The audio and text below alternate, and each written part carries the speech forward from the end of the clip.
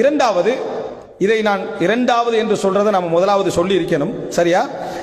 இரண்டாவது அம்சம் என்ன அப்படின்னா, இதைத்தான் நான் முதலாவது சொல்லியிருக்கேன். பிரதானமாக ஒரு முஸ்லிமுடைய வாழ்க்கையில் எந்த சப்ஜெக்டாக இருந்தாலும் அது அல்லாஹ் நாடாம என்ன செய்யாது, நடக்காதுன்னு நமக்கு தெரியும். நாங்க இந்த உலகத்தில் செய்கின்றவைகள் எல்லாம் முயற்சிகள் தான். நாங்கள் இந்த உலகத்தில் செய்கிறவைகள் எல்லாம் முயற்சிகள் தான். சரியான கடமைகளை செய்தோமா, எமக்குள்ள பொறுப்பை செய்தோமா, அதை ஈர்ப்போடு செய்தோமா என்றுதான் இந்த அல்லாஹ் தஆலா எங்கள்கிட்ட கேட்க போற கேள்வி. எங்களால் உள்ளதெல்லாம் முயற்சிகள் தான். முயற்சியிலேயே மிக பிரதானமானது எது தெரியுமா? துஆ, பிரார்த்தனை. துஆக்கள், பிரார்த்தனைகள் தான் முயற்சியிலேயே மிக பிரதானமானவைகள். பிள்ளைகளை பற்றி கவலைப்படக்கூடிய பெற்றோர்கள் பிள்ளைகளுக்காக துஆவுடைய விஷயத்தில் எவ்வளவு கவனம் செலுத்துகிறோம் என்று உங்களோட மனசுல என்ன செய்ய டச் பண்ணி கேட்டுப்பேன். ஏன்னா பிரார்த்தனை இல்லாம வேற ஒரு முஃமினுடைய வாழ்க்கையே முழுசா என்ன? துஆ தான். துஆவால தான் எல்லாமே என்ன செய்யும், எங்கள் உள்ளத்துல சேஞ்ச் வரும், மாற்றங்கள் வரும். அல்லாஹ் தஆலா அதை நாடுவான்ன்றதெல்லாம் துஆ தான். இந்த துஆவுடைய விஷயத்துல, பிள்ளைகளுடைய விஷயத்துல நம்ம எவ்வளவு கவனம் செலுத்துகிறோம்?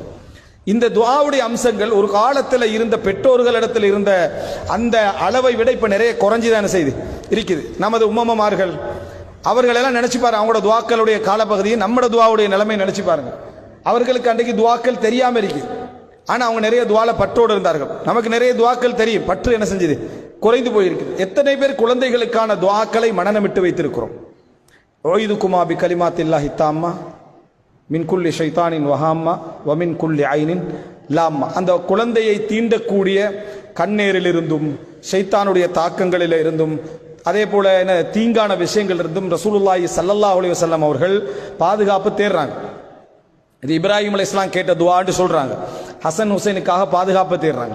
தந்தையுடைய அந்தஸ்தில் இருந்து கொண்டு பாட்டனாராக என்ன செய்யறாங்க, அதை தேடுகிறார்கள்.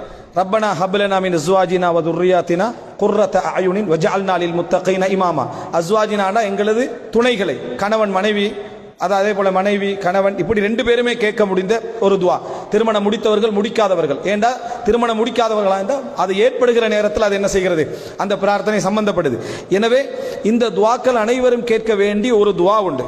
இந்த துஆவை திருமணம் முடித்து ஒருவர் மனைவியே இல்லாத, அதாவது காலப்பகுதி ஒரு 70-80 வயசு அடைகிறாங்க, அவங்களும் இந்த துஆவை கேட்கலாமே. கண் குளிர்ச்சி என்பது இம்மையிலிருந்தான் மறுமையிலிருந்தான் எல்லா காலப்பகுதியும் குறிக்கக்கூடிய ஒரு துஆ. இந்த துஆவை ஆள் மனதில் வைத்துக்கொண்டு இந்த துஆவை எத்தனை பேர் கேட்டிருக்கோம்?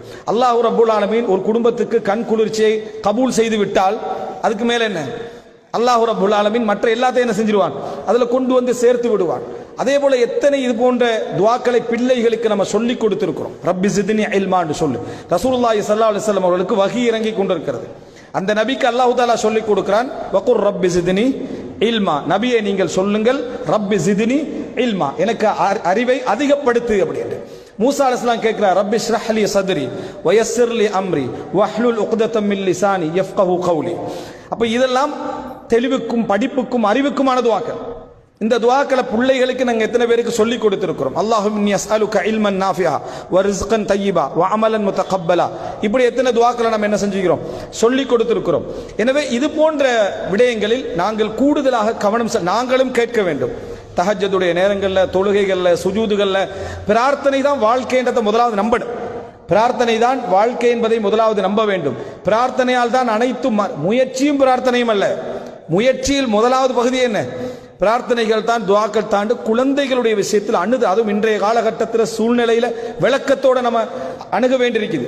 என்ற சிஸ்டம் எல்லாம் மாறி இருக்கிற ஒரு காலகட்டம். துஆக்களை நிறைய பிள்ளைகளுக்காக, கணவனுக்காக, அதே போல கணவன் மனைவிக்காக, பிள்ளைகள் பெற்றோர்களுக்காக, பெற்றோர்கள் பிள்ளைகளுக்காக நிறைய துஆ செய்ய என்ன செய்யணும், பழக வேண்டும். அப்படி சொல்லிக் கொடுக்க வேண்டும். இந்த துஆக்கள்ல கூடுதல் கவனம் செலுத்துங்கள்.